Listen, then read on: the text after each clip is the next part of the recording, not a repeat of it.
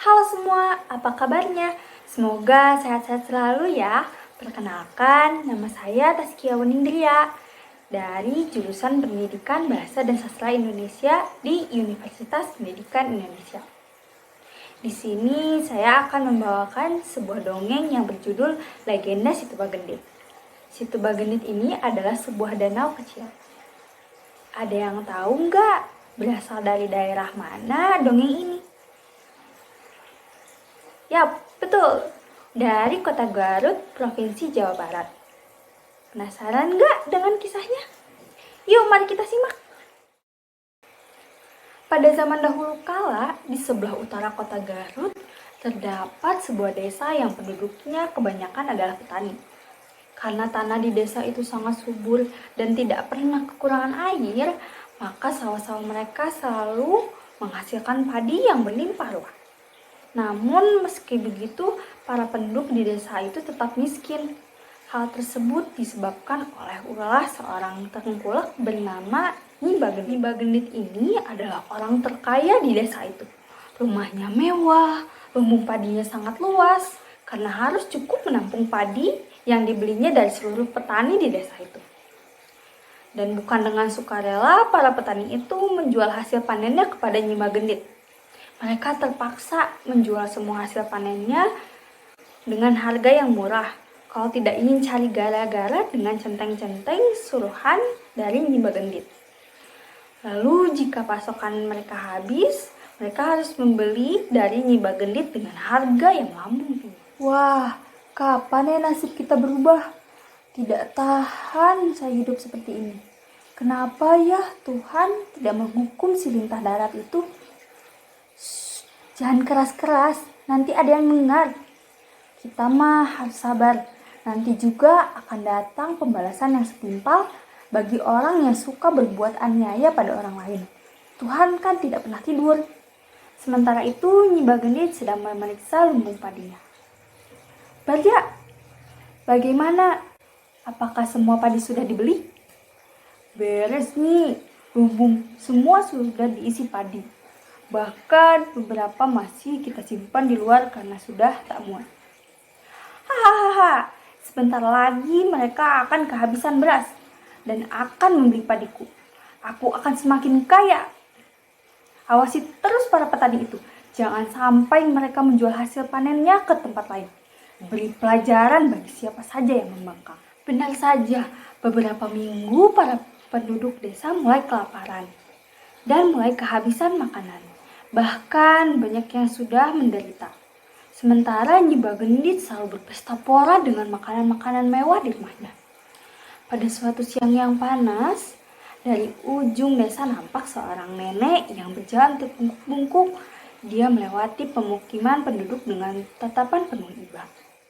Kasihan para penduduk ini. Mereka menderita hanya karena kelakuan seorang saja. Sepertinya hal ini harus segera diakhiri. Dia berjalan mendekati seorang penduduk yang sedang menumbuk padi. Permisi, saya tumpang tanya. Iya nek, ada apa ya? Dimanakah saya bisa menemukan orang yang paling kaya di desa ini? Oh, maksud nenek rumahnya Nyi Bagendit. Sudah dekat nek, tinggal lurus saja sampai ketemu pertigaan, lalu belok kiri, nanti akan terlihat rumah yang sangat besar. Itulah rumahnya.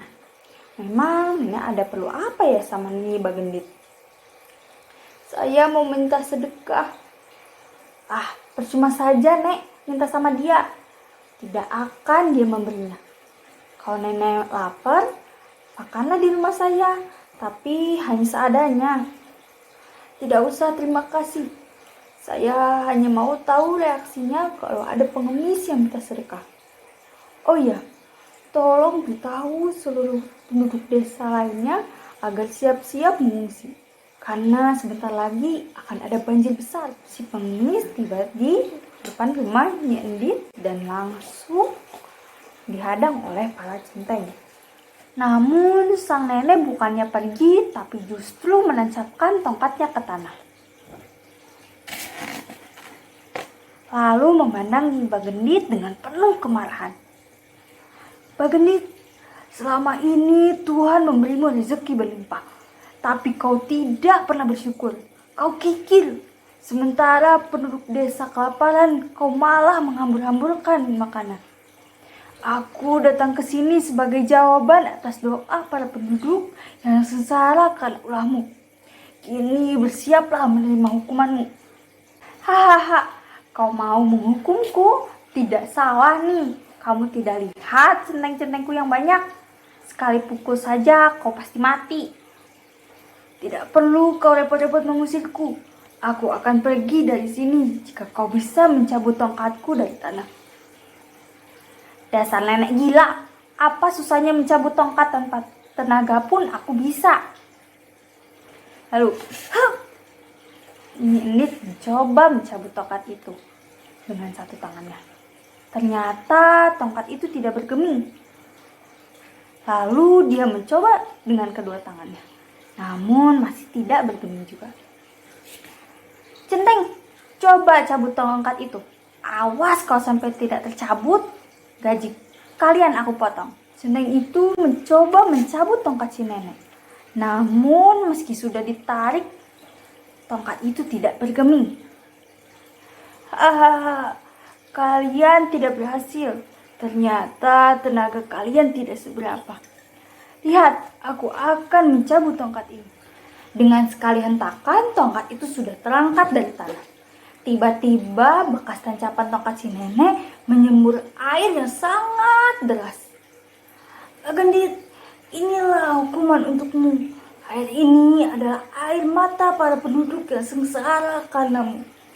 Kau dan seluruh hartamu akan tenggelam oleh air ini. Setelah berkata demikian, si nenek tiba-tiba menghilang entah kemana. Tinggalnya Endit yang panik melihat air yang meluap dengan deras. Dia berusaha berlari menyelamatkan hartanya. Namun air lebih cepat menenggelamkannya beserta hartanya. Gimana nih teman-teman, seru kan dongengnya? Ada yang tahu tidak apa pesan moral dari legenda Si Tubagendit ini? Yap, betul. Pesan moral dari cerita legenda Si Tubagendit ini adalah kita tidak boleh menjadi orang yang sombong, kikir, serta angkuh terhadap orang lain. Bila diberi harta atau rezeki yang berlimpah, berbagilah dengan sesama. Sekian dari saya, mohon maaf bila ada kesalahan maupun kekurangan. Wassalamualaikum warahmatullahi wabarakatuh.